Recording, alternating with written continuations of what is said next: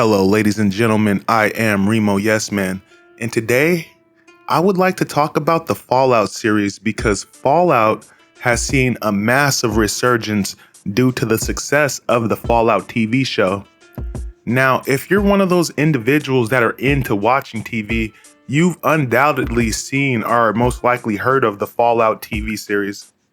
The Fallout TV series is easily one of the best video game adaptations ever made, and it's up there with The Last of Us, and depending on your kind of flavor, it's even better than The Last of Us.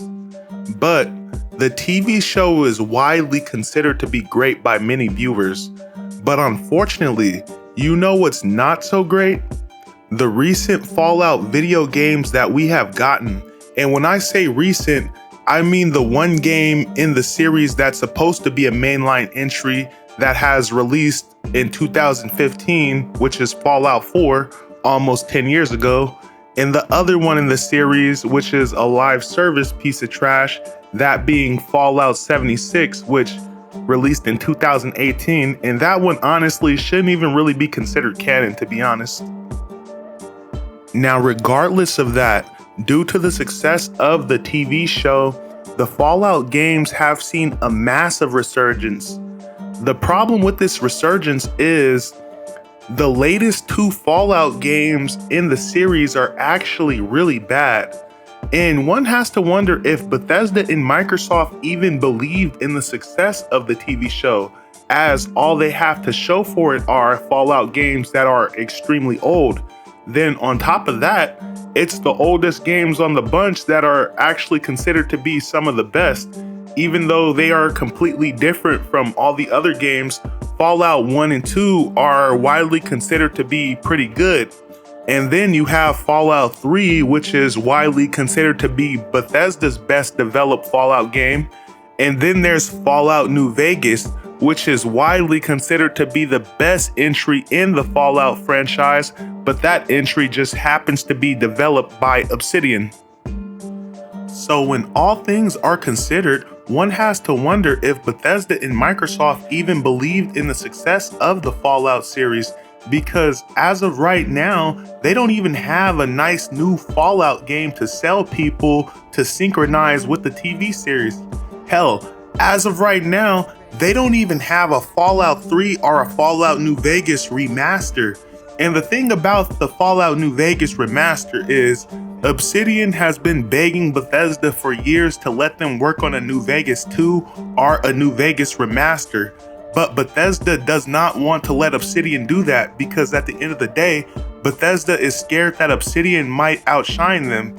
And if they let another company develop a Fallout game and that company does a far better job than Bethesda, in Todd Howard's eyes, that's death by 1,000 cuts, because fans have already lost faith in Bethesda, and rightfully so, because Bethesda is just sitting on their ass not doing a whole lot. And when they do release a game, it just ends up being some bullshit like Fallout in Space, which wasn't what people wanted.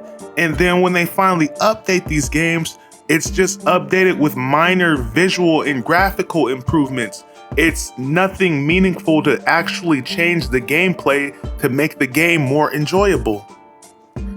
Now listen, the problem with Microsoft is, in the early days of the Xbox legacy, they were working with Platinum Games on a huge IP called Scalebound.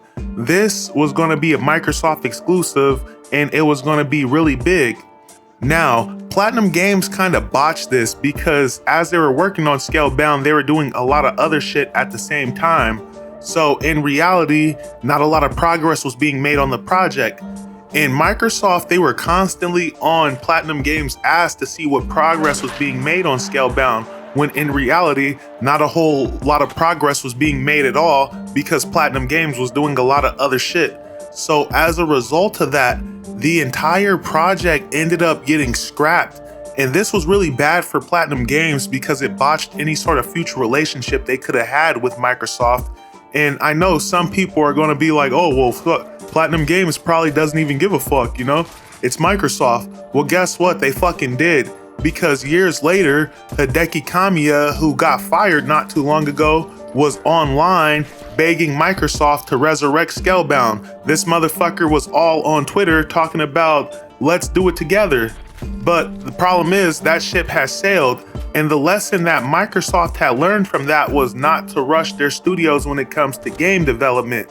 Now, normally that would have been a good lesson to learn because they also had problems with Bungie, the development of the Halo franchise. And as a result of that, they lost Bungie, who has their own problems. Bungie getting passed around like everybody's bitch, getting passed around to fucking Microsoft and Activision. Now Sony's getting a turn. But regardless, they lost the Halo developers. So now Microsoft takes an extremely hands-off approach with all their game studios. The problem is when you have some lazy-ass studios like 343 Studios under your belt that criminally mismanage the Halo franchise, that's not necessarily a great way to do business. Now, I'm not saying you should be rushing game development studios, but when you have lazy-ass studios like 343 Industries under your belt, they need a little bit more supervision from Microsoft, because studios like 343, they like to hide behind bullshit like, oh, we need to have team health as a priority zero. And that's literally a quote. That's not me being hyperbolic. At one point, they said they need to have team health as a priority zero, and they use that as an excuse for not putting out any good substantial updates for the Halo franchise, even though they're running a Halo Live service. And as a result, people want Microsoft to take 343 off of the Halo franchise and let them do something different. Now listen, Bethesda is kind of the same exact way 343 is, just on a much bigger scale. Bethesda is lazy and slow, just like 343 is, but the difference is 343 is almost a little bit more confident than Bethesda when it comes to putting out a single player experience, because the single player portion of Halo Infinite was widely considered to be the best part of that game, whereas all the single player content that Bethesda has put out in the past 10 years has either been mid to awful. So it's crazy to say, but as far as single player games goes, it seems like 343 can do a better single player experience than Bethesda can at the moment. And Bethesda can do a better live service. But on top of that, Bethesda's live services aren't even all that, you know? Bethesda's live services are all right, but they're nothing to write home to mom about. Now look, recently I went back and I played Fallout 3 as well as Fallout New Vegas. And this was right before I even knew the series was coming out on TV. And I sunk like 30 to 40 hours into both of those games, and I didn't even realize it because those games are just that fun. I was just absolutely zooming through Fallout 3 as well as Fallout New Vegas and all of the DLC, because those games absolutely have meaningful DLC. And I don't even realize that those games don't have sprinting or vaulting, because that's how much fun I'm having in the game. And one thing that those games do that Fallout 76 and Fallout 4 have trouble doing is they are actually fun. I don't know what the fuck Bethesda and Obsidian put into Fallout 3 and Fallout New Vegas, but those games are legitimately fun. And not just that, Fallout 3 and Fallout New Vegas actually aged really well. I went back and played Fallout 4, and Fallout 4 just seemed dated as fuck. Now look, Fallout 76 isn't necessarily that bad, but it's not necessarily that good by any stretch of the imagination, but it's definitely aging better than Fallout 4. Now, as for Fallout 4, Bethesda recently just launched the next-gen update for Fallout 4, so I thought I'd jump back in to test it out. And I swear, Fallout 4, even with the next-gen update, just feels like a dusty fuck of a Fallout game. It really does not feel good to play. But the next-gen update brings a couple new quests as well as some bug fixes, some graphical options, and some other shit. Now, on the console, for the most part, it's pretty alright, you know? Like, if you can get past just the way the game looks, it's fine, right? But on PC, it's one of those things where maybe you shouldn't have if you're gonna break this much stuff without adding more to the experience, because on PC, the update completely broke all the mods without adding more to the experience. Now, Bethesda should be ashamed because modders have done more to fix Fallout 4 in the past 10 years than Bethesda has done throughout the entire life of Fallout 4. And it was so bad to the point where people were reverting their game back to a state before the update was implemented.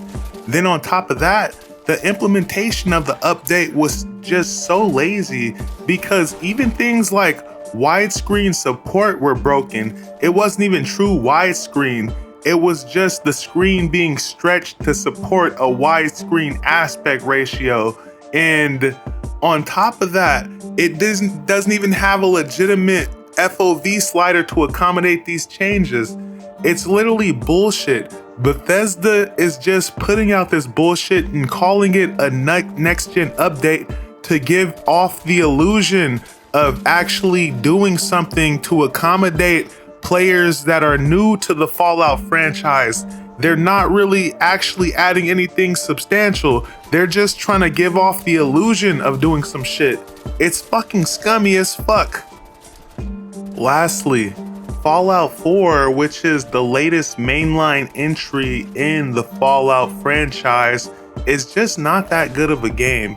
Like, it's not bad, but it's not good by any stretch of the imagination, and it certainly didn't age that well.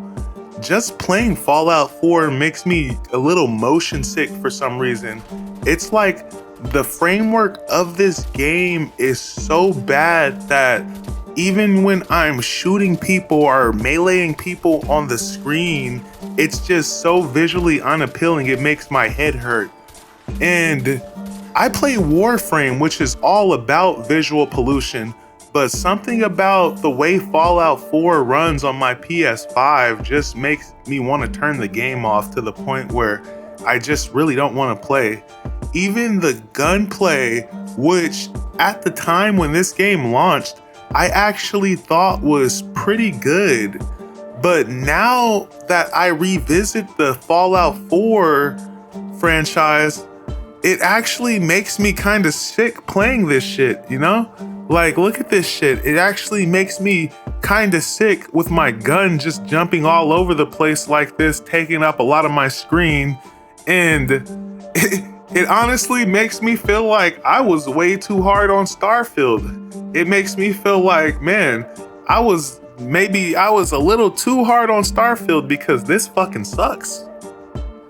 Now listen, I put 200 hours into Fallout 4 and I didn't even finish the game because the story fucking sucks. And I know some people are gonna be like, how the fuck did you put 200 hours in and you didn't finish? I was just exploring, doing all kinds of shit, building up bases. I built some fucking huge ass castles, and like that's literally the best part of this game is like building up your base, and that's only if you're into that shit, right? Because when Fallout 4 came out, I felt ripped off by the Contraptions DLC, but it's like I bought it, so I might as well build some shit. And they put out like 3 fucking Contraptions and Workshop DLC, which just added more items for you to build shit. And it was a complete and total ripoff. And then they added the Automatron DLC, which was another complete ripoff. I mean, it wasn't that bad, but it wasn't good by any stretch of the imagination, especially when compared to prior DLCs. So by that time, I had felt completely ripped off. So as a result of that, I never played Far Harbor or Nuka World. Now, thankfully, if you do have the PS4 version, you get the free PS5 upgrade, which includes all of the DLC. That includes Far Harbor as well as Nuka World. But I really don't even want to play this shit, you know? Even going back to the game right now, I was like, man, I honestly don't know what the fuck to do. I don't want to start over. and I don't really want to play this shit because it just gives me a headache. But maybe that's just me, and maybe you're actually enjoying Fallout 4. And one thing's for damn sure, if you're enjoying Fallout 4, go play Fallout 3 and Fallout fucking New Vegas. Hell, go play Fallout 1 and 2, especially if you're into top-down games, like ARPG type games. Go give Fallout 1 and 2 a try because those games are widely considered to be pretty good. Now listen, I know I sound like a complete fucking hater, but I fucking love the Fallout franchise.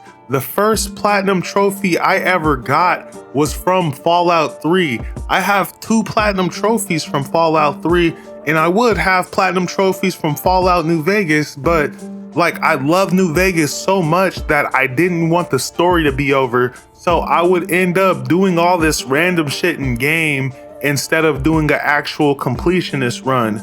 But I fucking love the Fallout franchise, right? It's just the recent games in the franchise that have made me become disillusioned with Fallout. But I'm hopeful that we will get a Fallout 3 remaster and a Fallout New Vegas remaster, and I'm hopeful that it will be faithful to the original games, you know? Anyway, guys, that's gonna be it from me. Thank you for listening to me ramble about Fallout, about the Fallout franchise. Thank you guys so much. I really appreciate it. The best thing you guys can do for me at this point is just to have a beautiful day, guys. Peace.